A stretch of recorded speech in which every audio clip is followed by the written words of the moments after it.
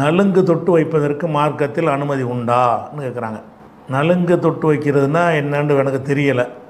ஆனால் திருமணத்தை ஒட்டி செய்கிற சில சடங்குன்னு நினைக்கிறேன். திருமணத்துக்காக என்ன செய்வாங்க, அந்த மருதாணியெல்லாம் தடவுறாங்களா, தான் இருக்கும், சந்தனத்தை தடவுறது, அது மாதிரி செய்கிறாங்க போல இருக்குது. முதல் விஷயம் வந்து இஸ்லாத்தில் திருமணத்திற்கு என்ன கண்டிஷன்னு சொல்லியிருக்குது. அதை தவிர திருமணத்துடைய சடங்குகள் நீங்கள் எதை சேர்த்தாலும் இஸ்லாமிய திருமணத்தை குறை உள்ளதை நீங்கள் கருதுறீங்க. பிற மதத்துடைய கலாச்சாரத்தை காப்பி அடிக்கிறீங்க. எதுக்காக நலுங்குன்னு எனக்கு தொட்டு வைக்கிறேன்னு நினைக்கிறேன். சந்தனத்தையா எதை எடுத்து அந்த மாப்பிள்ளைக்கு பொண்ணுக்கு தடவுவாங்க போல இருக்குது.